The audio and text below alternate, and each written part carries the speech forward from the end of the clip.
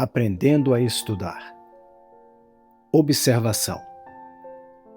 A primeira etapa de um bom estudo bíblico é observar. Parece simples, mas observar é diferente de apenas ler. Quando lemos, acompanhamos as palavras e a narrativa. Quando observamos, começamos a prestar atenção aos detalhes. Pergunte ao texto: quem está falando? Quem está ouvindo?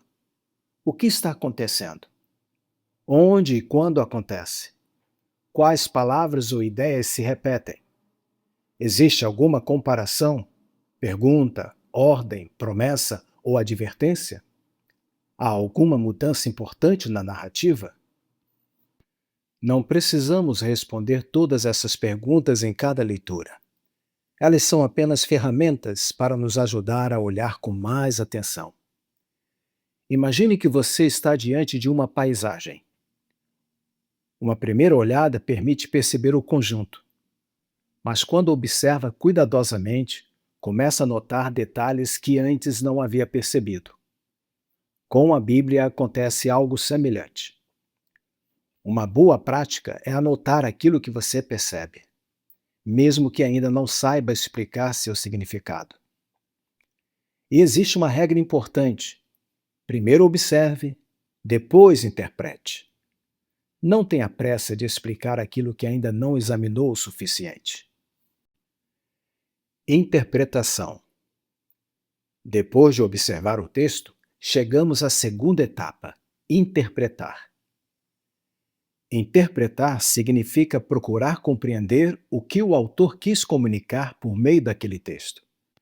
Não se trata simplesmente de perguntar o que uma passagem significa para nós, nem de procurar nela aquilo que desejamos ouvir, aquilo que confirma nossas ideias ou aquilo com que concordamos.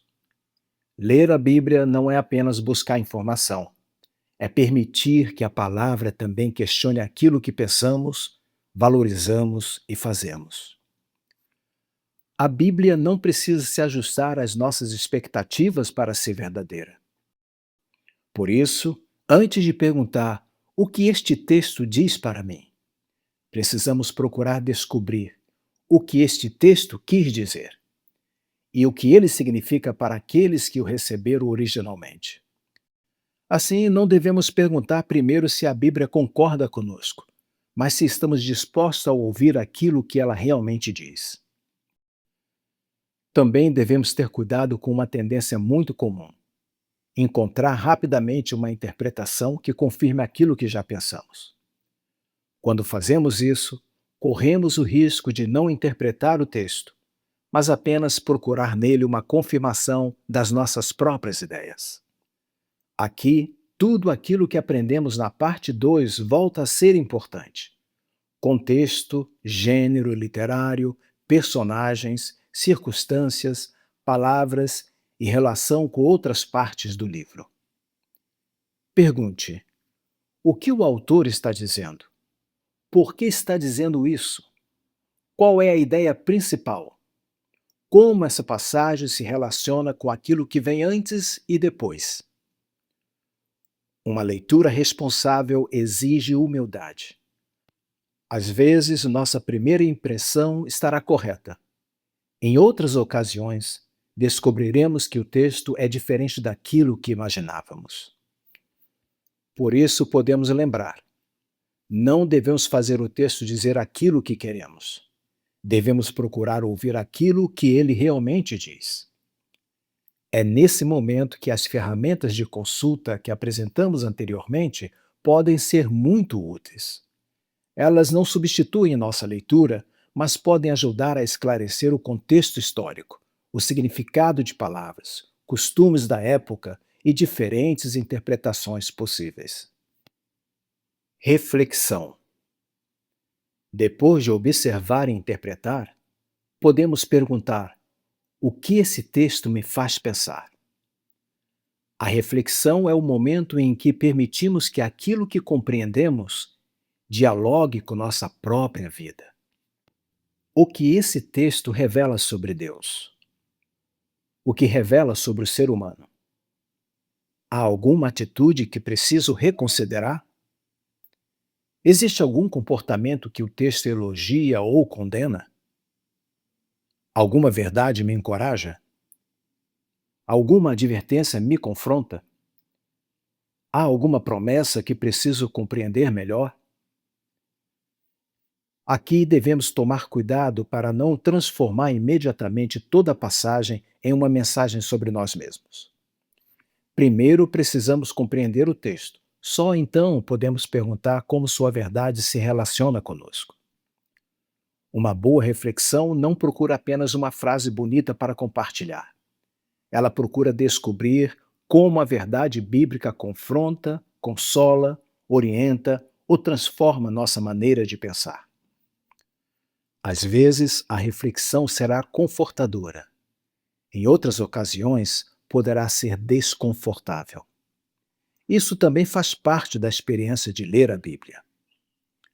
Quando nos aproximamos das Escrituras com sinceridade, precisamos estar dispostos não apenas a encontrar palavras que nos agradam, mas também a ouvir verdades que precisamos aprender. Aplicação. Depois de compreender e refletir, chegamos a uma pergunta muito prática: o que vou fazer com aquilo que aprendi? Essa é a aplicação. A Bíblia não foi dada apenas para aumentar nosso conhecimento. Seu propósito inclui transformar nossa maneira de viver. A aplicação pode envolver uma mudança de atitude, uma decisão, um relacionamento que precisa ser restaurado, uma prática que precisa ser abandonada ou desenvolvida, uma verdade que precisamos passar a considerar em nossas escolhas. Procure tornar a aplicação concreta. Em vez de simplesmente dizer, preciso confiar mais em Deus. Pergunte, em que situação específica preciso aprender a confiar mais em Deus? Em vez de preciso perdoar, pergunte: existe alguém que preciso decidir perdoar? Quanto mais específica for a aplicação, mais facilmente poderemos perceber se estamos realmente colocando em prática aquilo que aprendemos. Mas também precisamos lembrar que nem toda passagem apresentará uma instrução direta para uma ação imediata. Algumas nos convidarão a contemplar quem Deus é, compreender melhor sua obra, desenvolver uma atitude ou simplesmente crescer em conhecimento e maturidade. Por isso, aplicação não significa forçar uma lição prática para cada versículo. Significa permitir que a verdade compreendida encontre lugar em nossa vida. Como transformar uma leitura em uma prática de vida? Existe uma diferença entre ter lido a Bíblia e permitir que a Bíblia participe da nossa vida. Podemos ler muitos capítulos, conhecer muitos personagens, memorizar muitos versículos e ainda assim não permitir que aquilo que aprendemos produza mudanças reais em nós. Por isso, ao terminar um estudo, procure resumir o que aprendeu em poucas palavras. Talvez você possa anotar uma verdade que deseja guardar, uma pergunta que ainda precisa pesquisar, uma atitude que precisa mudar ou uma oração que nasceu daquela leitura. Por exemplo, o que aprendi sobre Deus? O que aprendi sobre mim? O que preciso lembrar? O que preciso mudar? Pelo que devo orar? Com o tempo, essas pequenas anotações formarão um registro da sua caminhada pelas Escrituras. Você poderá olhar para trás e perceber não apenas quanto leu, mas também o que aprendeu e como foi transformado ao longo do caminho. E então voltamos ao princípio que acompanhou todo esse projeto: orar, ler, observar, compreender, refletir, aplicar, orar.